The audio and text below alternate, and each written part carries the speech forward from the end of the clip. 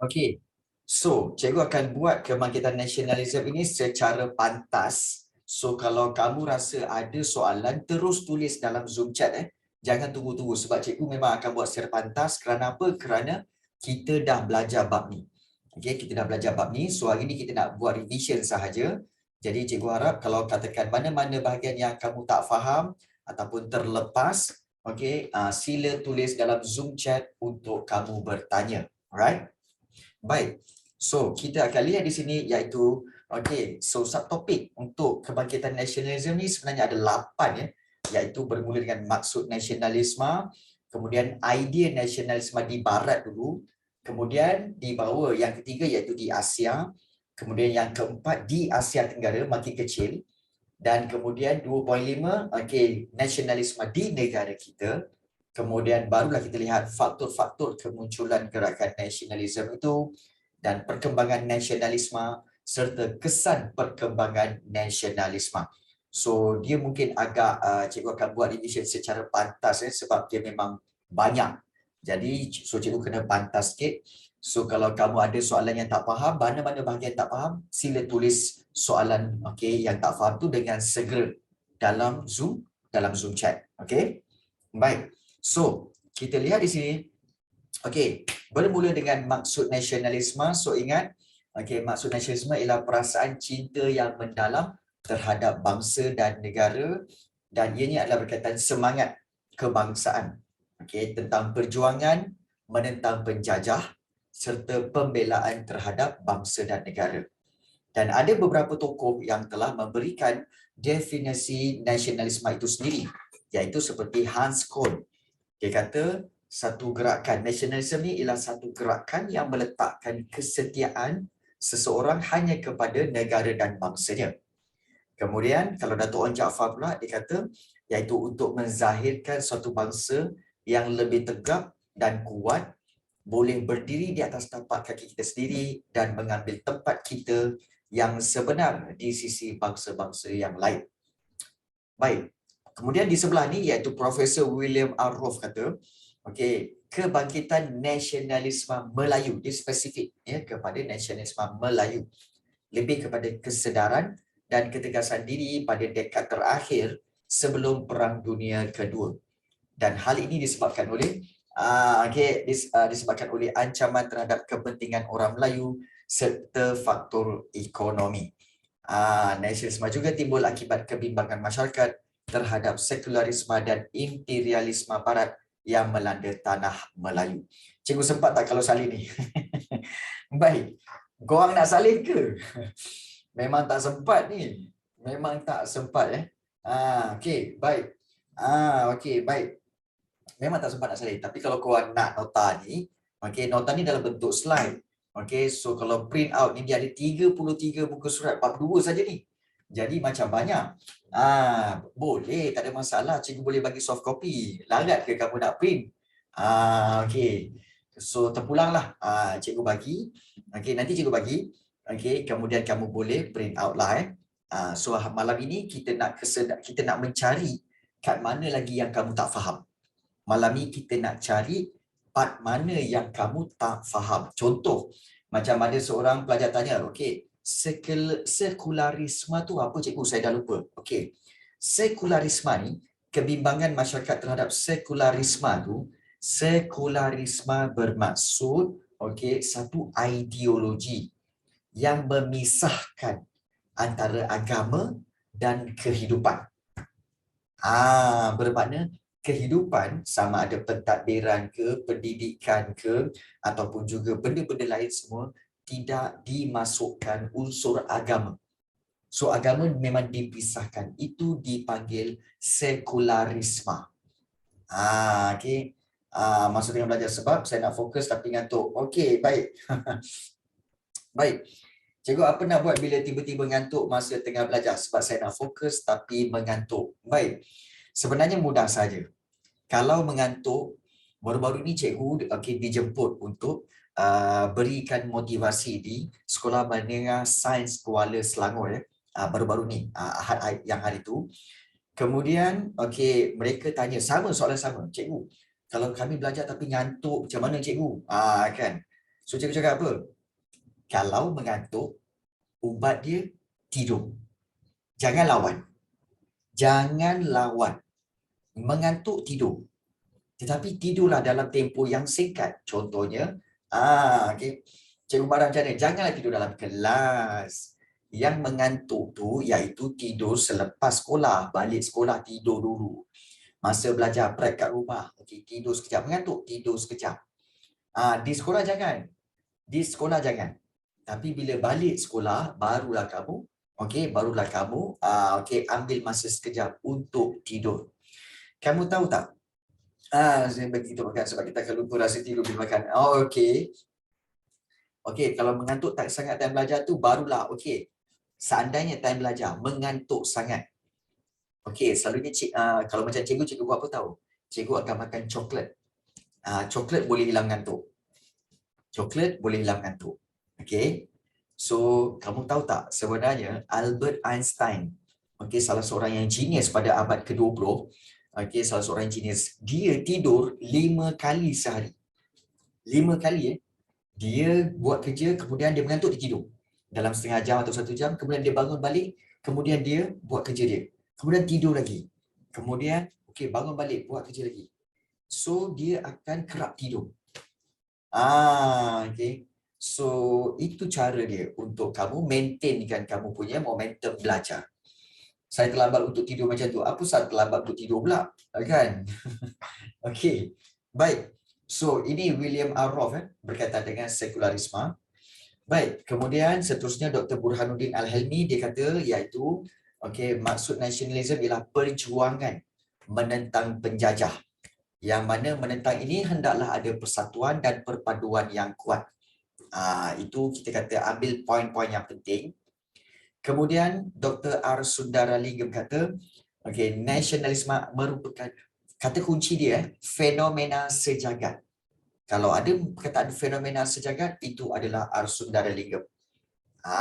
Okey, iaitu nasionalisme juga menuntut kesetiaan ulung individu disalurkan kepada negara bangsa itu. Kemudian, okey, yang di atas ni Profesor Datuk Zainal Abidin Abdul Wahid. Zainal Abidin So dia kata apa? Okey, nasionalisme ini okey di tanah Melayu bukanlah baru, tetapi telah wujud sejak zaman Kesultanan Melayu Melaka, berpegang kepada kesetiaan kepada raja. Itu.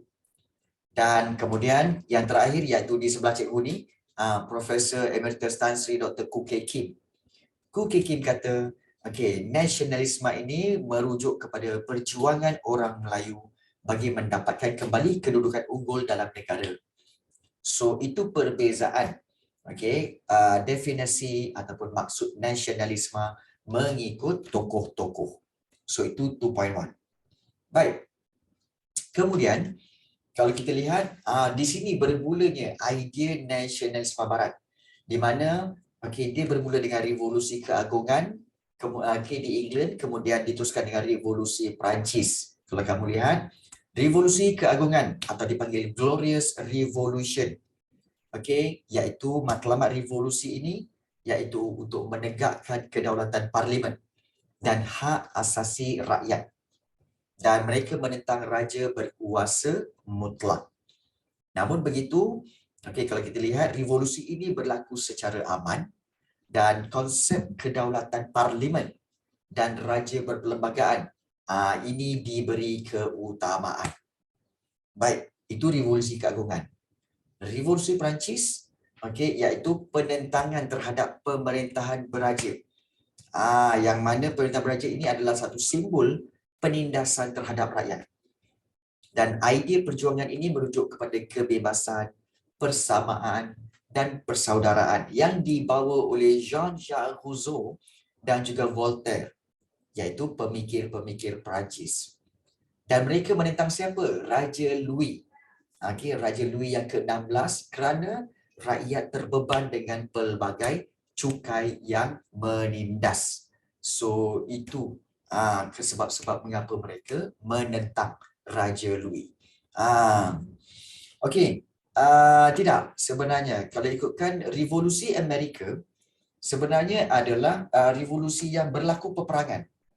Di mana revolusi Amerika sebenarnya mereka adalah reaksi orang Amerika menentang penjajahan British. Sebab kita tahu bahawa dulu Amerika adalah sebahagian daripada British. Okey. Dan juga orang-orang Amerika dikehendaki membayar banyak cukai kepada British. Namun begitu, oleh kerana penduduk Amerika tidak mendapat hak mereka, maka mereka menentang. Menentang akta-akta seperti menentang akta gula, akta stem, akta teh, akta pelayaran. Dan slogan mereka, tiada cukai tanpa perwakilan. Maknanya, kalau tak ada wakil Amerika dalam Parlimen British, maka kami tak nak bayar cukai. Di situ. Jadi oleh sebab itu, mereka diketuai oleh George Washington telah pun mengisytiharkan perang terhadap British, dan sebenarnya perang berlaku dan berlaku pertumpahan darah dan peperangan, beberapa peperangan berlaku, dan akhirnya Kongres telah meluluskan perisytiharan kemerdekaan Amerika. Jadi maka pada waktu itu pada tahun 1776 maka Amerika telah merdeka. Amerika telah merdeka pada tahun 1776. So itu revolusi Amerika. Bermakna inilah perkembangan idea nasionalisme dari barat.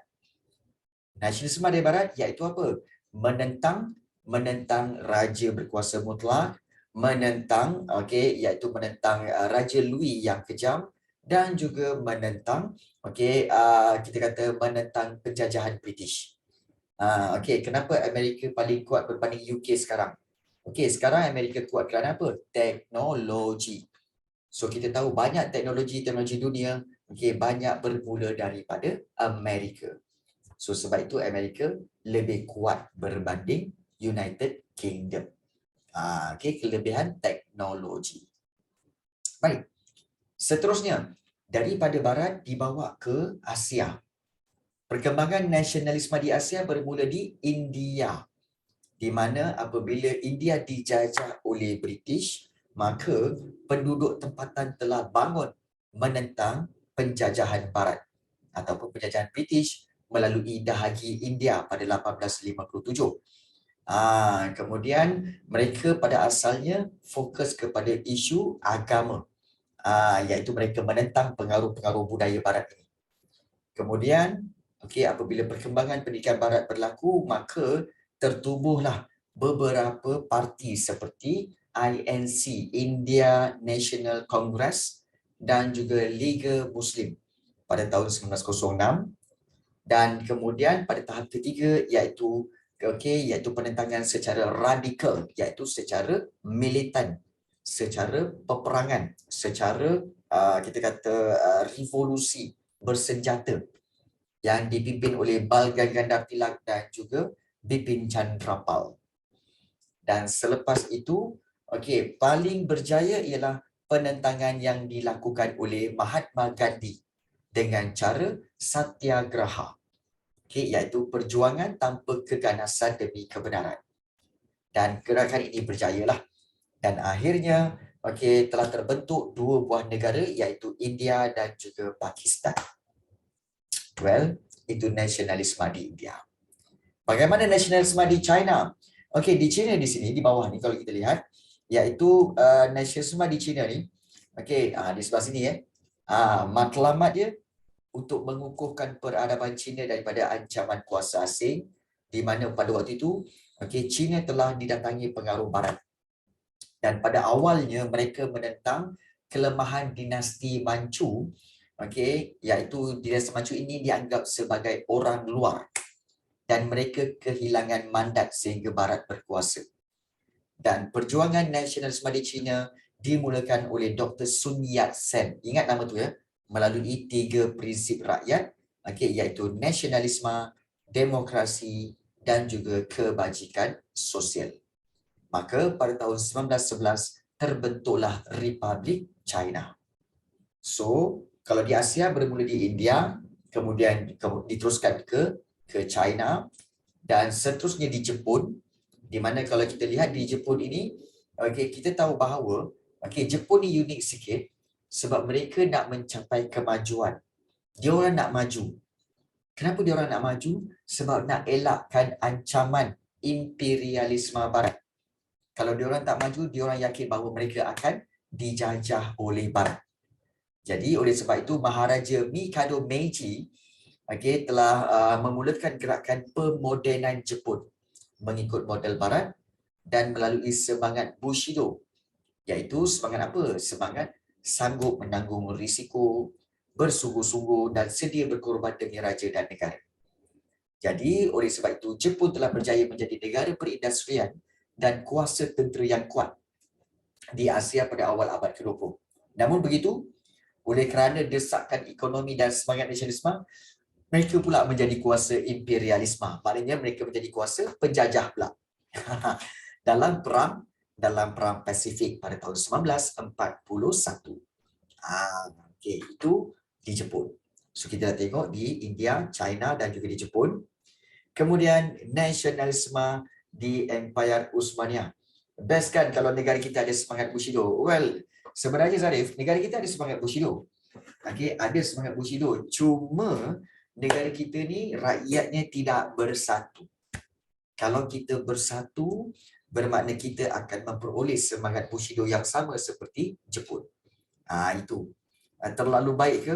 Well, kita boleh kata kita ni orang tempatan kita dia tak suka kita kata sebagai kezaliman lah. Kezaliman. Baik.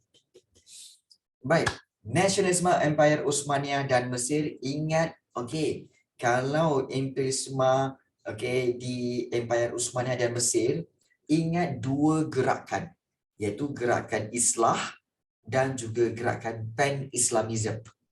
Di mana gerakan Islah ini telah dipelopori ataupun telah dimulakan oleh Said Jamaluddin Al-Afghani dan Sheikh Muhammad Abduh. Dan apa yang mereka buat? Mereka memulakan gerakan pemulihan Islam. Iaitu mereka bimbang umat Islam telah terpengaruh dengan budaya Barat, budaya Eropah, Amerika. Jadi mereka bermatlamat untuk memulihkan Islam di kalangan penduduk supaya terus berpegang kepada ajaran Islam sebenar. Itu gerakan Islam. Kemudian gerakan Pan-Islamism ini juga kalau kamu perhatikan dimulakan oleh orang yang sama, iaitu Said Jamaluddin Al-Afghani. Kalau kamu tengok tu, iaitu menubuhkan Al-Urwatul Wusqa, iaitu ikatan yang kuat untuk mengukuhkan rasa persaudaraan Islam dan memajukan umat Islam. Jadi gerakan Pan-Islamism inilah yang menyeru umat Islam semua untuk menentang penjajah. Dan Khalifah Abdul Hamid II telah menggerakkan idea Pan-Islamism ini, dan idea ini telah sampai ke tanah Melayu melalui perjuangan Tok Janggut di Kelantan. Maknanya kamu kena faham bahawa nasionalisme boleh sampai ke tanah Melayu. Baik, so kita telah lihat iaitu di Jepun dan juga di Empire Uthmaniyah serta Mesir. Baik, ini soalan-soalan dia, tak apa nanti kita bincangkan. Daripada Barat kemudian bawa ke Asia dan difokuskan lagi kepada Asia Tenggara. Baik, nasionalisme di Asia Tenggara bermula di Filipina. Dan kamu kena ingat, nama yang terkenal ialah Jose Rizal. Pada tahap awalnya, iaitu ianya berbentuk satu propaganda yang dipimpin oleh Jose Rizal ini, dan Jose Rizal menuntut Filipina menjadi sebahagian daripada wilayah Spanyol yang mempunyai hak yang sama. Ingat Filipina memang dijajah oleh Spanyol. Memang lama dijajah oleh Spanyol. Jadi Jose Rizal minta apa? Supaya Filipina ni jangan jadi tanah jajahan, tapi supaya digabungkan dengan Spanyol supaya mendapat hak yang sama. Lalu Jose Rizal menubuhkan Liga Filipina. Namun tak berjaya, beliau ditangkap. Dan akhirnya perjuangan nasionalisme ini diteruskan oleh dua orang ini, iaitu Andres Bonifacio dan juga Andres Bonifacio atas ni, dan juga Emilio Aguinaldo yang ini. So, tahap kedua lebih bersifat radikal, di mana melalui gerakan Katipunan. Ingat Katipunan ni ialah satu gerakan yang ditubuhkan oleh Andres Bonifacio untuk dapatkan kemerdekaan Filipina, tetapi mereka menggunakan akhbar. Akhbar iaitu nama akhbar tu Kalayan untuk sebarkan idea revolusi itu. Dan Bonifacio serta Emilio Aguinaldo melancarkan revolusi Filipina tetapi gagal. Tahap ketiga di sini, di atas ni, di mana kalau kita lihat, Aguinaldo bekerja sama dengan Amerika untuk usir Sepanyol. So, berjaya.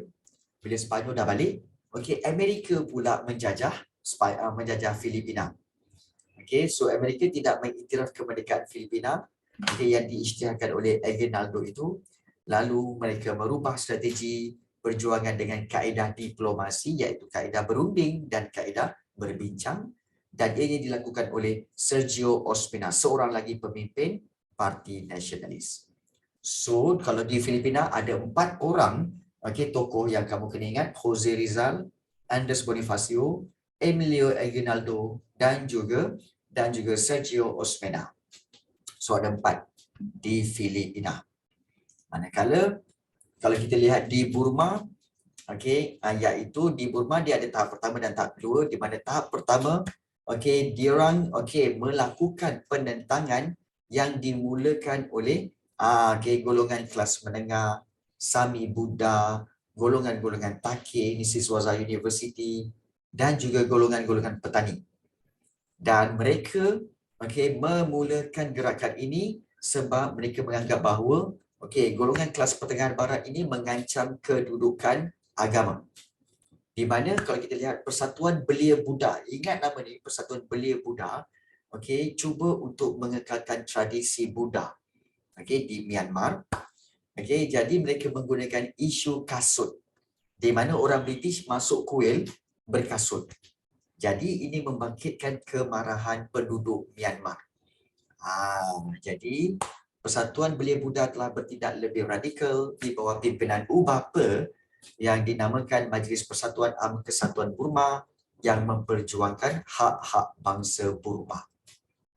Dan kemudian kita lihat juga golongan Sami Buddha menubuhkan Majlis Am Sangha Samegi dan mencetuskan pemberontakan Sayasan yang diketuai oleh Sayasan. Dan mereka ini menentang sebab apa? Sebab mereka telah terbeban dengan pelbagai jenis cukai sebenarnya. Baik. Kemudian di tahap kedua, nasionalisme berkaitan dengan perlembagaan Burma 1935 yang memisahkan Burma dengan India. Sebab dulu Burma dengan India ni di bawah penjajahan yang sama, iaitu penjajahan British. Jadi perlembagaan ini telah merangsang ke arah berkerajaan sendiri, dan golongan Takeh telah menubuhkan Parti Dobama Asia Yoni yang mana mereka memperjuangkan kemerdekaan Burma yang dipimpin oleh Aung San, Kyaw Htin dan juga UNO. Dan akhirnya Dr. Bamau telah memenangi pilihan raya dan dilantik sebagai Perdana Menteri yang pertama. So itu di Burma ataupun dipanggil Myanmar. Cikgu tahu memang korang akan rasa macam banyaknya fakta nak kena masukkan ni. Tak apa, pelan-pelan. Okey. Baik. Seterusnya, selepas Filipina dan juga selepas Myanmar, berlaku juga di Asia Tenggara. So nasionalisme di Vietnam, iaitu negara seterusnya. Kalau kita lihat, mereka, gerakan nasionalisme mereka dicetuskan oleh golongan Mandarin. Ingat nama ni, golongan Mandarin. Kalau golongan Mandarin di Vietnam, dan matlamat mereka nak memulihkan sistem pemerintahan beraja. Dan mereka memulakan gerakan anti Perancis. Kenapa Perancis, cikgu? Sebab ingat, Vietnam telah dijajah oleh Perancis. Vietnam, Laos, Kemboja telah dijajah oleh Perancis dan dijadikan nama yang baru iaitu Indochina. Nama barunya Indochina pada waktu itu. Dijajah oleh Perancis. Jadi mereka ni menentang Perancis. Jadi mereka mengkritik penindasan Perancis, dan selepas Perang Dunia Pertama, muncullah 2 revolusi ataupun kita kata satu revolusi yang didukung oleh 2 aliran ideologi, iaitu nasionalisme dan juga komunisme.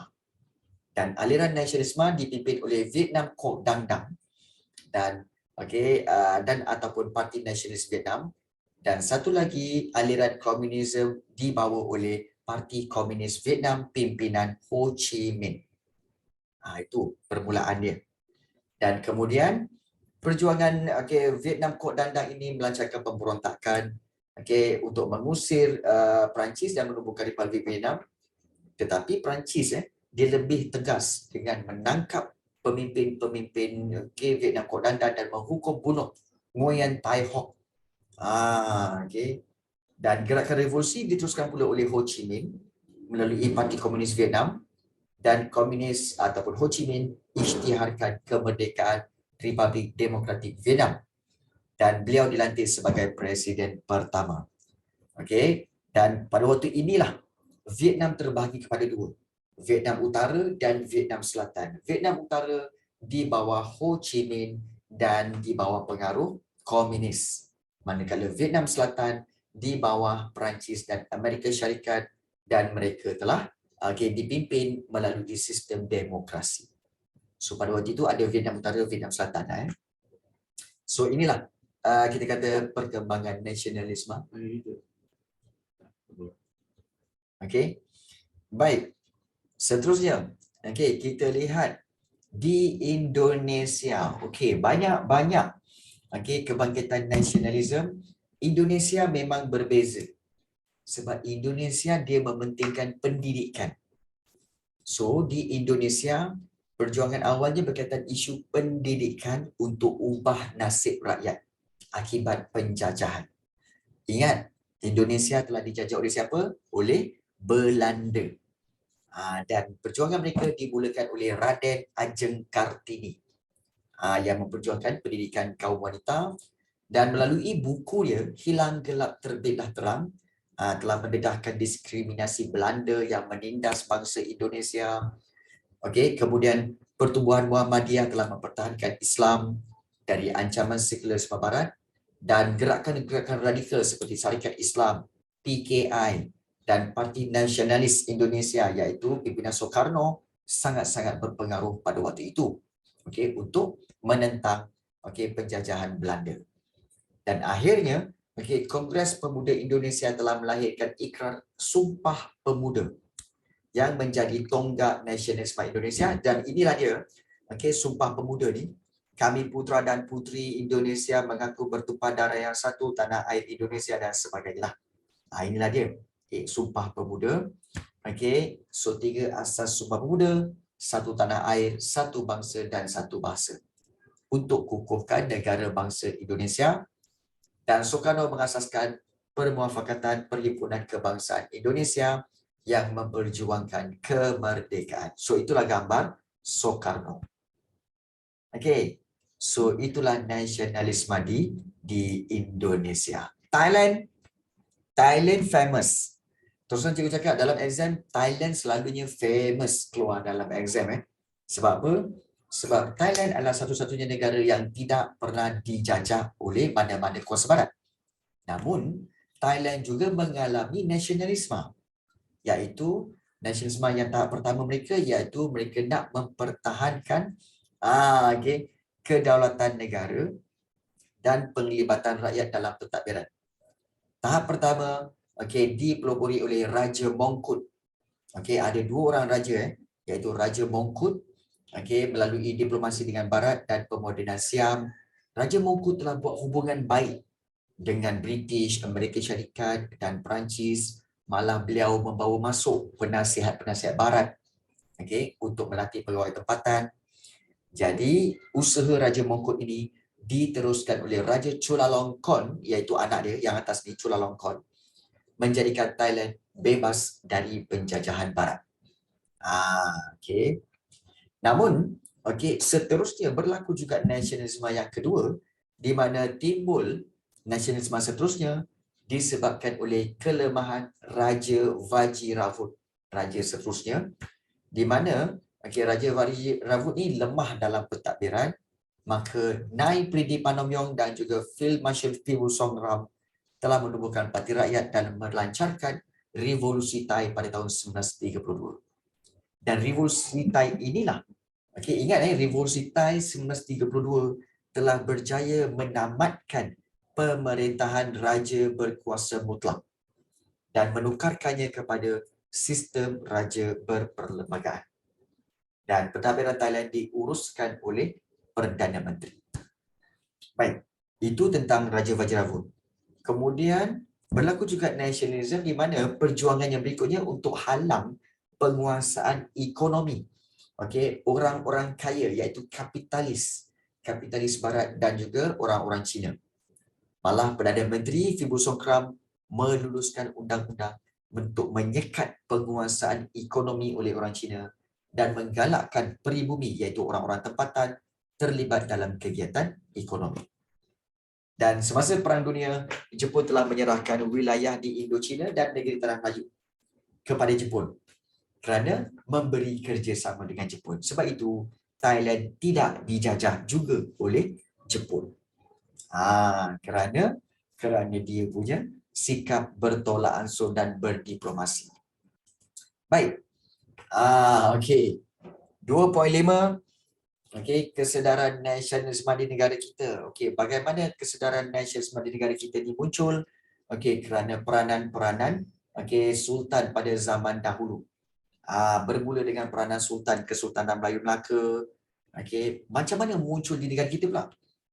Sultan Muzaffar Shah dan Sultan Mahmud Shah. Mereka menentang Portugis. Itu nasionalisme yang pertama.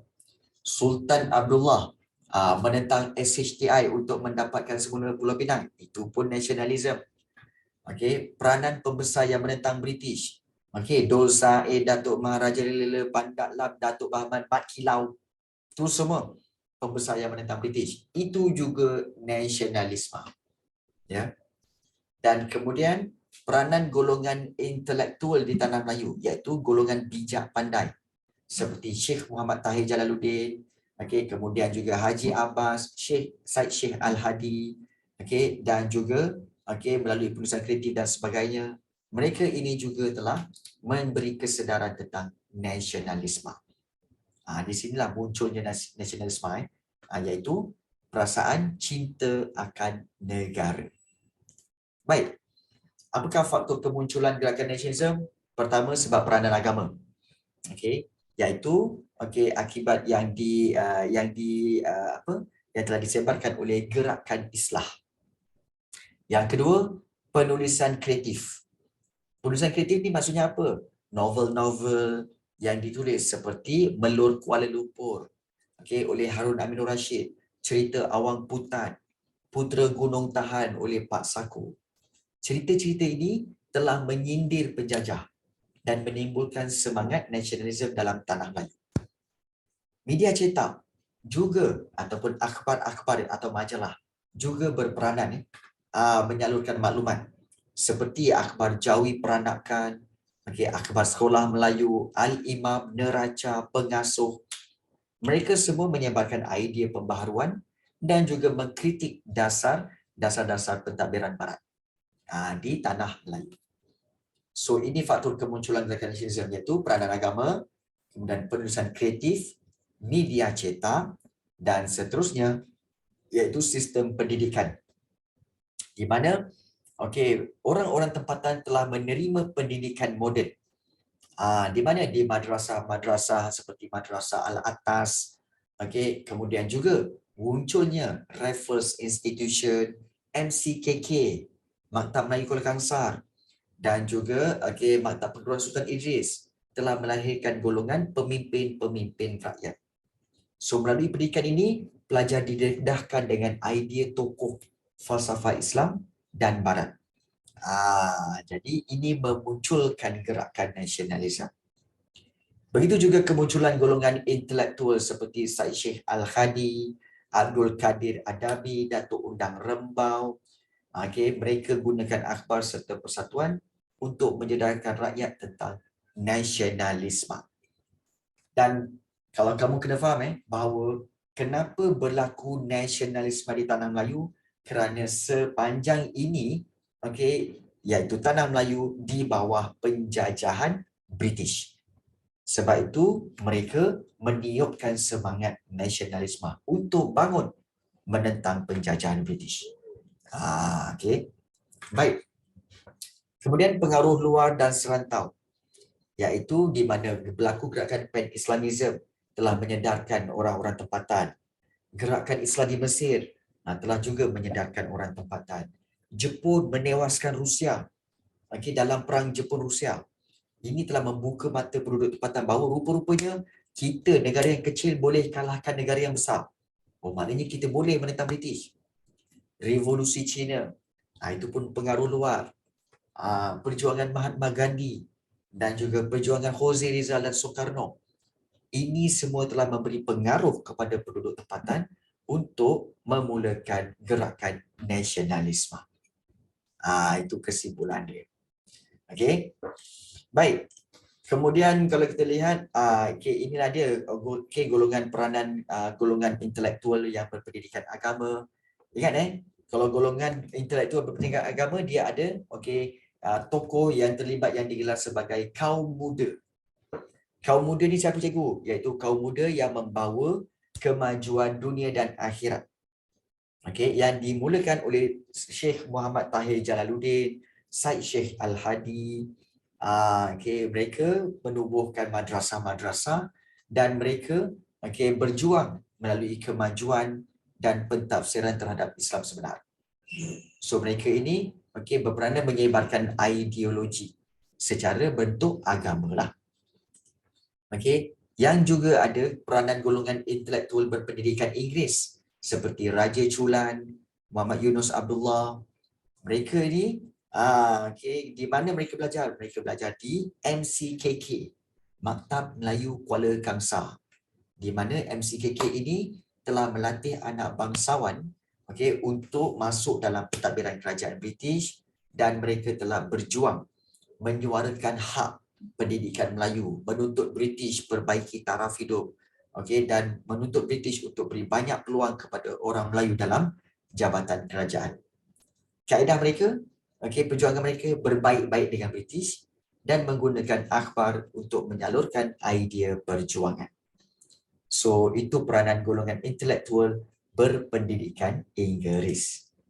Dan ada juga yang berpendidikan Melayu, iaitu seperti di Maktab Perguruan Sultan Idris, yang mana tokoh-tokoh yang ada di sini seperti Buyung Adil dan juga Harun Aminur Rashid serta juga Zakbah. Dekat sini ada pejabat karang mengarang, di mana pejabat ini digunakan untuk apa?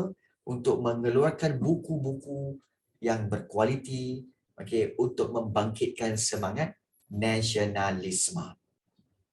Membangkitkan semangat nasionalisme. Baik. So, juga perjuangan melalui penulisan akhbar dan majalah. Banyak akhbar yang telah wujud untuk perkembangan nasionalisme ini, seperti iaitu kita lihat seperti The Malay Mail, The Malaya Tribune dan juga Fajar Sarawak. Mereka telah menyebarkan idea-idea perjuangan itu melalui akhbar. Baik. Kemudian juga perjuangan melalui penulisan akhbar masyarakat Cina dan India pun ada, seperti Lapau, Modern Daily News. Kalau akhbar masyarakat India seperti Tamil Nesan dan juga Tamil Murasa. Tapi kebanyakannya, kalau katakan contoh macam akhbar Cina, mereka memperjuangkan nasib dan menyemai perasaan cinta akan negara Cina. Manakala kalau akhbar masyarakat India, pada awalnya diterbitkan oleh peniaga India dan kepentingan mereka nak menjaga kepentingan sosiopolitik masyarakat kaum India. Dan seterusnya, perjuangan melalui penulisan karya kreatif. Macam kita bincangkan tadi lah. Adanya contoh-contoh novel seperti Mari Kita Berjuang, Angan-angan dengan Gurindam, Sedarlah Semenanjung Serunai Pujangga, Rumah Besar Tiang Seribu, Cerita Awang Putat. So ini semua adalah puisi, cerpen dan novel bertemakan nasionalisme. Iaitu untuk membela nasib bangsa. Dan juga wujud perjuangan melalui persatuan. Iaitu persatuan-persatuan seperti Kesatuan Melayu Singapura. Daripada Persatuan Melayu Singapura inilah munculnya Persatuan Melayu mengikut negeri. Persatuan Melayu Selangor, Persatuan Melayu Negeri Sembilan. Tugas mereka bekerjasama dengan British dan minta banyak peluang untuk orang Melayu dalam pentadbiran. Selain daripada itu ada PASPAM, yang mana PASPAM ini diasaskan oleh Rakawi Yusof dan mereka ditugaskan untuk apa? Mengadakan perhimpunan, Persatuan Orang Melayu untuk bertukar-tukar idea dan untuk bersatu. Dan KMM yang ini paling terkenal lah, Kesatuan Melayu Muda. Diasaskan oleh siapa? Ditubuhkan oleh siapa? Iaitu diasaskan oleh Ibrahim Haji Yaakob. Cikgu kecilkan diri cikgu. Nampak tak kecilnya? Baik, Ibrahim Haji Yaakob. Di mana KMM menggunakan akhbar majlis dengan matlamat membentuk Melayu Raya. Ingat KMM nak membentuk Melayu Raya. Dan KMM menyuruh orang Melayu bangun sebagai satu bangsa yang mempunyai tamadun dan kesopanan. Dan KMM ini adalah satu gerakan yang radikal. KMM, Persatuan Masyarakat Cina. Masyarakat Cina di Tanah Melayu pada waktu ini masih menumpukan perhatian kepada negara Cina. Dan Dr. Sun Yat-sen telah menjalinkan hubungan dengan pemimpin Cina di Tanah Melayu. Even Sun Yat-sen sendiri pun pernah melawat sebanyak 4 kali di negeri-negeri Melayu bersekutu. Dan inilah perjuangan melalui persatuan. Kemudian juga Persatuan Masyarakat India pun ada.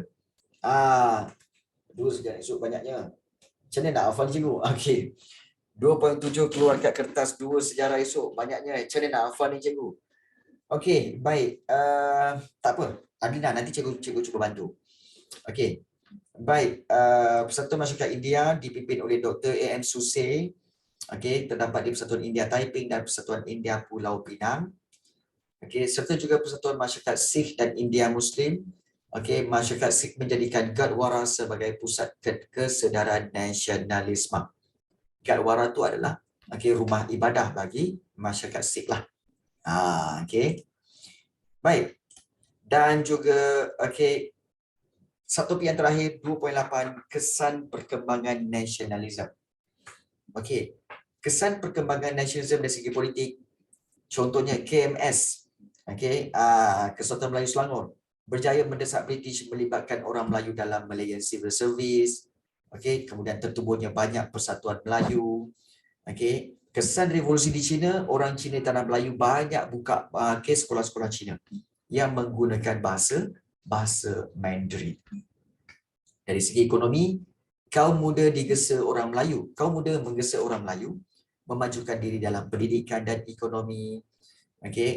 Persatuan Al-Jamiah Al-Khairiyah di Singapura membangkitkan semangat berniaga dan menulis informasi tentang kemajuan. Za'ba juga menyedarkan guru pelatih tentang pentingnya pendidikan tinggi dan kurikulum bahasa Inggeris. So, ini dari sudut kesan perkembangan dari sudut politik dan juga ekonomi.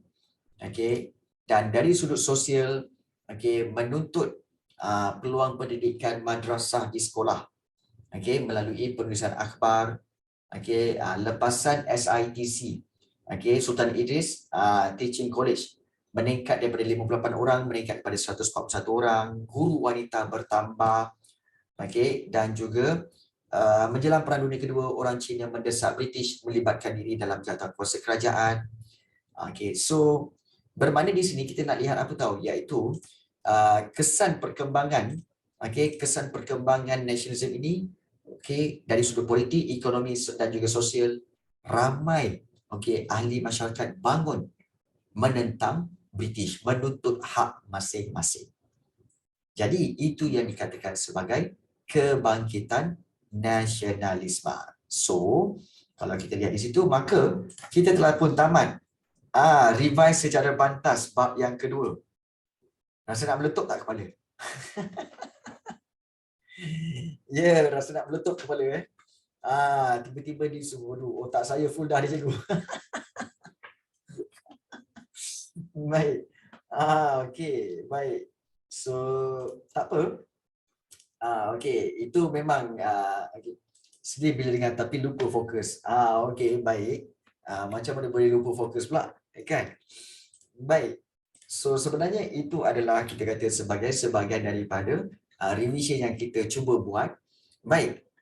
Mungkin untuk membantu meringankan kamu sebab kadang-kadang pelajar ni kamu lebih fokus kepada apa tahu? Cuba untuk ingat semua fakta. Padahal sebenarnya kamu kena sebenarnya makin nak ujian, kamu kena tengok banyak soalan. Macam mana bentuk soalan? Sebab itu cikgu berikan set soalan tadi. Iaitu set soalan tu macam mana? Jom kita tengok. Contoh kalau kita lihat seperti ini. So kalau kamu nampak set soalan ni, so soalan-soalan macam mana bentuk soalan dia? Kalau kamu tengok seperti soalan struktur. Soalan struktur yang pertama, apakah maksud nasionalisme? Cikgu rasa kamu tak ada masalah nak jawab yang ini. Iaitu apakah maksud nasionalisme? Macam biasa, pastikan kalau nak jawab, tengok apa kehendak soalan dan juga tengok berapa markah diberi. Berapa markah yang diberi. Itu paling penting. Apakah maksud nasionalisme? Kemudian yang B, jelaskan peristiwa.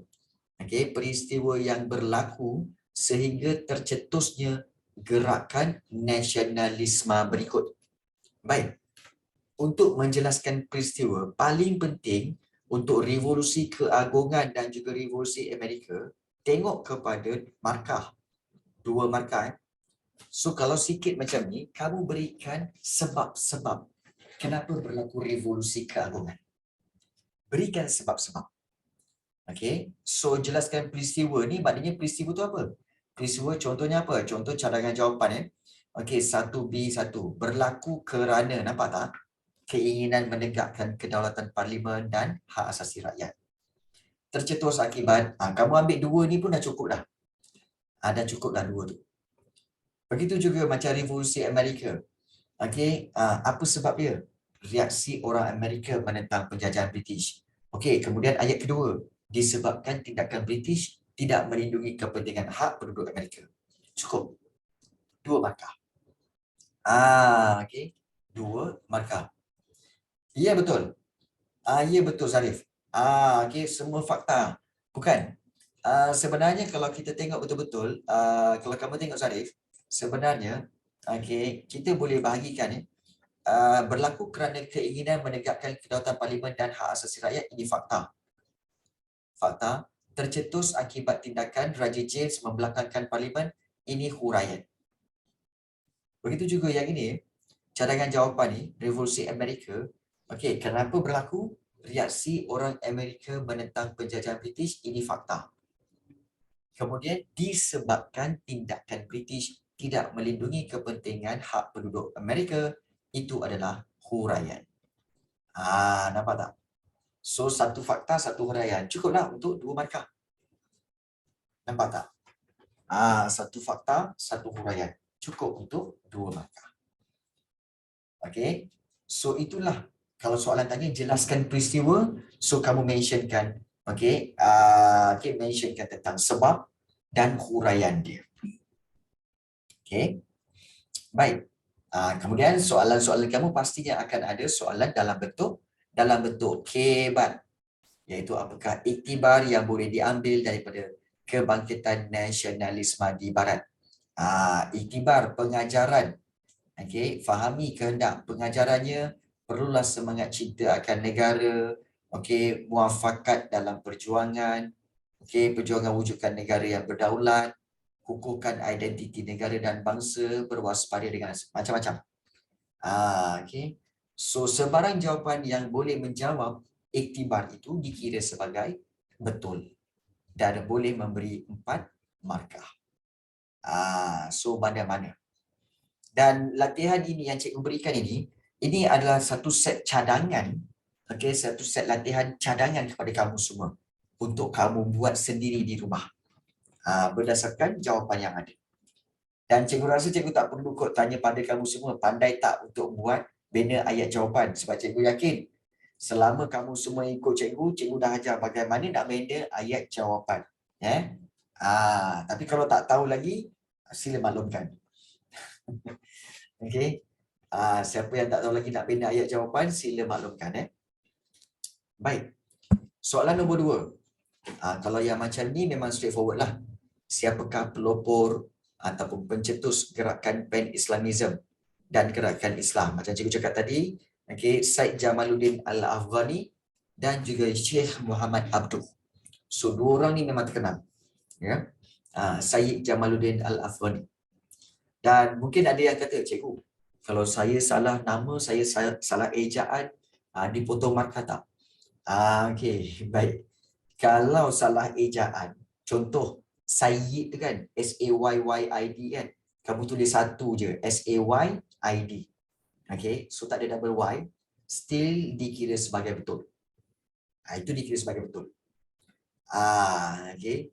Tapi kalau kamu tulis jawapan dia, Syed Jamaluddin Al-Afghani, tapi kau orang bantai kan, Syed Sheikh Al-Hadi ke dan sebagainya, okey, itu dah kira salah lah. Sebab salah orang. Kalau Syed pun boleh. Boleh, Wan.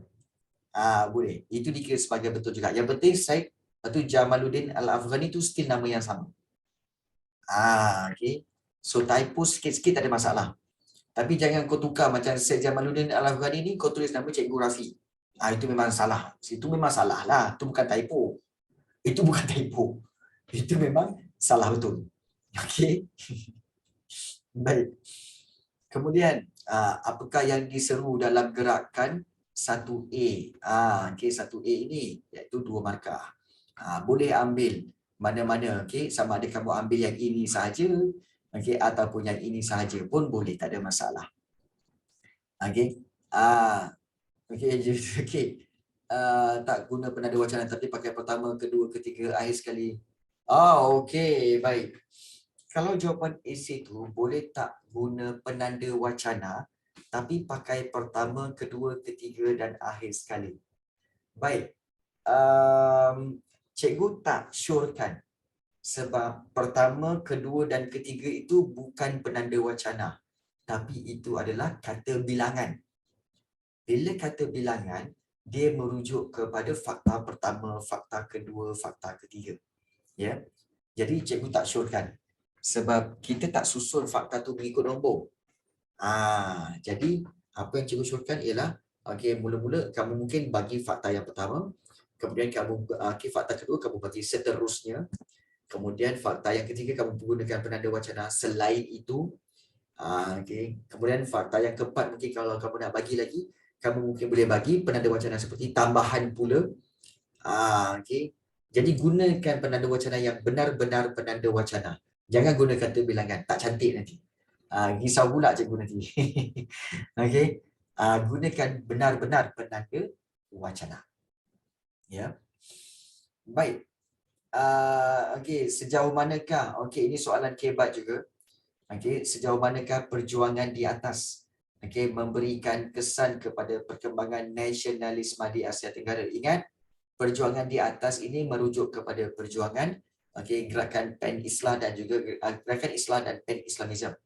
So, kamu boleh kata bahawa kesedaran ini kepada penduduk tempatan, semangat bangkit menentang penjajah barat, boleh beri contoh seperti perjuangan Tok Janggut di Kelantan.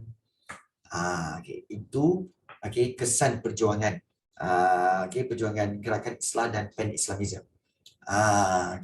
Baik. Dalam tak baca. Nampak. Okey. Lagi-lagi kebat baik.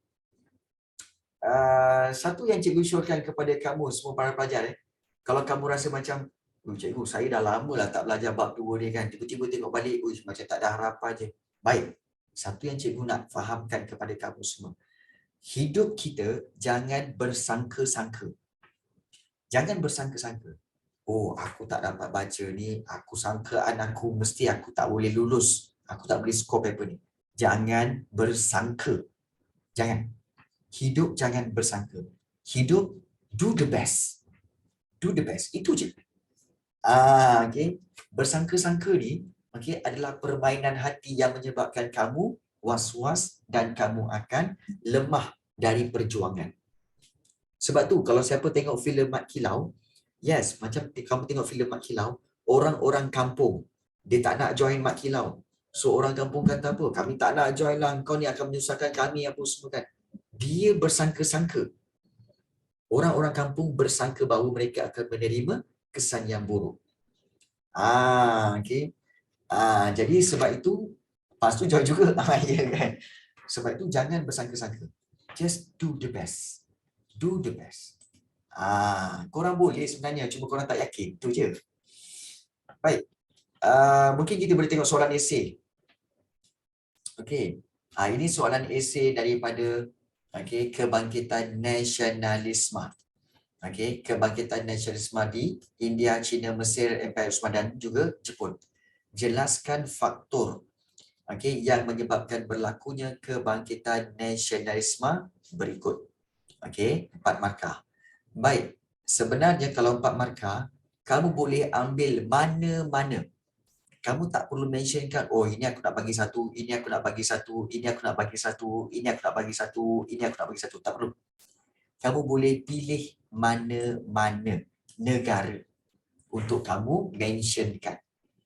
Contoh secara umumnya, iaitu kebangkitan nasionalisme ni iaitu menentang imperialisme barat, isu sosio-agama, kecintaan kepada budaya tempatan, mengukuhkan peradaban Cina daripada penguasaan politik dan ekonomi oleh kuasa asing. So itu berkaitan dengan Cina saja. Tak ada pun mention India, tak ada pun mention Jepun kan. Sebenarnya kamu boleh pilih mana-mana. So jangan bimbang. Jangan bimbang. Nak rojakkan pun boleh. Contohnya kamu ambil di India apa yang berlaku, di China apa yang berlaku pun boleh. Apakah faktor dia? Baik. Kemudian huraikan tentang perkembangan nasionalisme di China dan juga di Jepun. Baik. Kalau perkembangan nasionalisme di China dan di Jepun, tengok markah. 8 markah. Bila 8 markah, kamu tahu bahawa sini kamu nak buat 4 untuk di China, 4 di Jepun. So 4 tu nak buat apa cikgu? Sama. 2 fakta dan 2 huraian di China. Kemudian di Jepun 2 fakta dan juga 2 huraian. Macam tu. Cukup untuk 8. Contohnya, kita lihat cadangan jawapan. Mengukuhkan peradaban Cina dalam kalangan orang Cina. Itu fakta. Daripada apa? Daripada ancaman penguasaan politik dan ekonomi orang asing. Ini huraian. Bermula dengan penentangan kelemahan pemerintahan dinasti Manchu. Ini fakta lagi. Kerana apa? Dinasti Manchu gagal halang pengaruh kemasukan pengaruh barat. So ini adalah huraian. Habis. Kemudian kamu boleh ambil pula. Bukan kena salin kronologi, tidak. Bukan. Bukan. Bukan. Ingat kamu boleh memberi ikan sekadar cukup untuk 4 markah di China, untuk China, dan kemudian kamu juga boleh ambil 4 markah untuk kesedaran di Jepun. Digerakkan oleh pemerintahnya. Untuk apa? Mereka ingin mencapai, mereka ingin kesedaran untuk mencapai kemajuan. Mereka cuba untuk mengelak ancaman imperialisme barat. Dan Maharaja Mikado Meiji melancarkan gerakan pemulihan Jepun. Dan mereka menekankan pemodenan mengikut model barat. Cukuplah tu.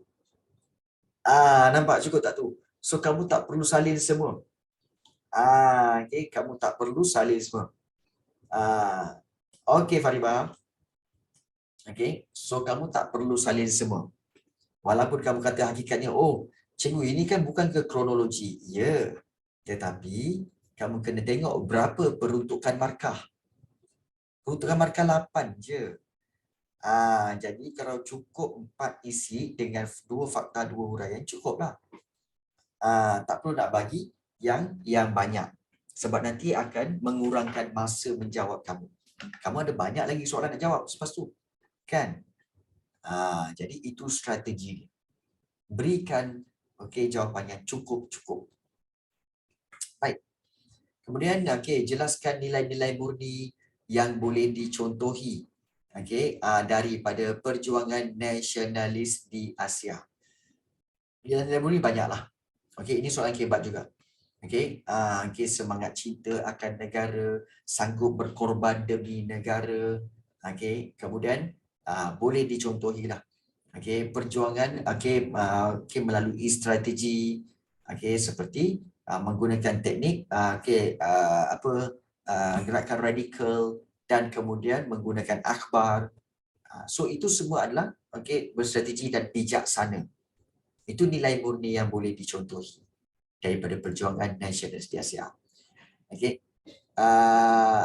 Fakta dan contoh. Ya, betul. Fakta dan huraian. Man.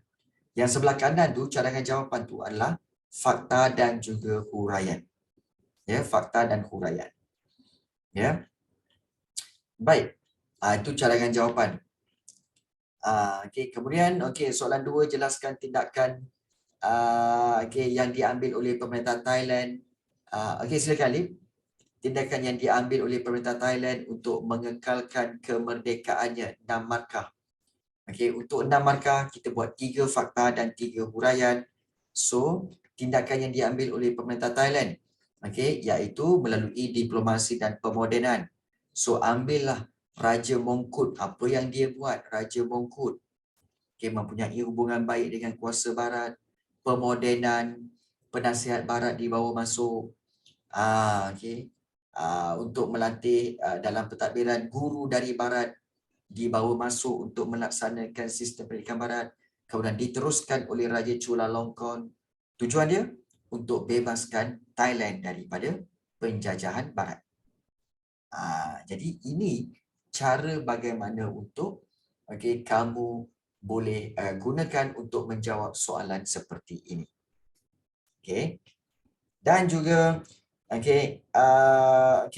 yang ini pun selalu keluar. Ingat Thailand selalu keluar tau. Cikgu expect kalau soalan dalam ujian kamu nanti mungkin Thailand akan keluar juga. Iaitu nasionalisme di Thailand berbeza daripada gerakan nasionalisme di negara lain. Kenapa berbeza? Buktikan kebenaran. Bila buktikan kebenaran, dia minta kamu untuk bagi sebab. Kenapa dia berbeza? Kenapa dia berbeza? Thailand berbeza. Sebab Thailand bertujuan untuk mempertahankan kedaulatan negara. Kemudian menuntut penglibatan rakyat. Penentangan terhadap kelemahan pentadbiran Raja Vajiravud.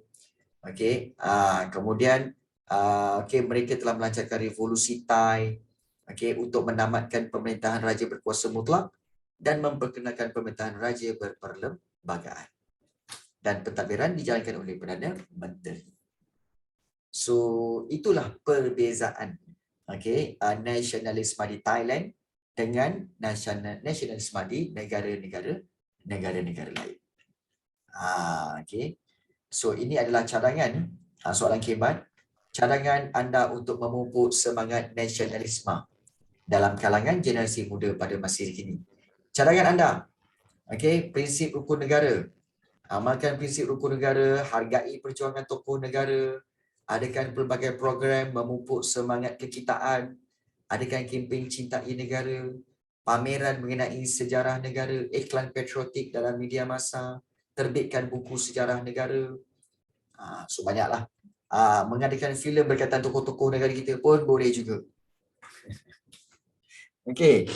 Baik. Ini bentuk-bentuk soalan. Dan kita tak bincangkan jawapannya kerana jawapan telah ada kat sini. Cuma cikgu syorkan untuk kamu, praktis di rumah. Kamu sendiri kena ada effort untuk praktis, latih diri jawab soalan di rumah. Kalau kamu sekadar tahu je, tak praktis, tak dapat juga. Memang kau-kau malam ni. Memang kau-kau malam ni. Ini baru bab 2. Nanti hari Sabtu nanti bab 3 pula. Kita nak kau-kau juga bab 3. Tapi paling penting, sila buat latihan. Cikgu tak boleh nak follow up kamu. Unless kalau kamu sendiri jawab dan kamu rasa, tak yakinlah jawapan dia betul ke tidak. Betul ke aku buat ayat jawapan ni betul ke macam ni? Then, kamu boleh snap dan send pada cikgu. Cikgu, betul ke jawapan ni? Itu cara dia. Itu cara dia. Dan sebenarnya banyak kali dah cikgu cakap. Tapi dalam ramai-ramai korang ni, daripada 30 orang ke 40 orang ke, selalunya yang tanya seorang, 2 orang. Korang tak gunakan betul-betul cikgu punya offer. Apalah korang ni. Kalau cikgu lah, dan kan dapat cikgu macam ni, cikgu terus tanya, cikgu macam ni betul tak? Cikgu macam ni betul tak? Kan. Ini korang. Tapi mungkin korang dah pandai kot. Kan? Macam Amira Syarafana, Ayu dah pandai kot, Abdul Rahman. Okay, mungkin juga Tasha pun dah pandai dah. Kan? Jadi, okay, dah tahu dah kan? Boleh tanya bila-bila cikgu. Boleh. Tetapi, ada tapinya. Okay, selepas pukul 12.30 malam, janganlah kan. Korang ni agak-agak lah. Time korang pun korang nak hantar. Okay. Okay. Tengah makin dekat. Okay, tak apa. Tak apa. Yang penting gunakan pengetahuan yang kamu dapat untuk kamu praktis dalam latihan. Dan kalau perlukan bantuan, cikgu sentiasa ada. Tak faham juga, kamu pergi ke YouTube channel, tengok bab 2. Penerangan satu-satu. Pergi tengok balik. Macam tu. Sekarang ni dah sumber macam tu je nak belajar. Gunakan sebaik mungkin. Baik. So kita ada lebih kurang 5 minit. Cikgu berikan peluang kepada kamu semua untuk bertanya sebarang soalan.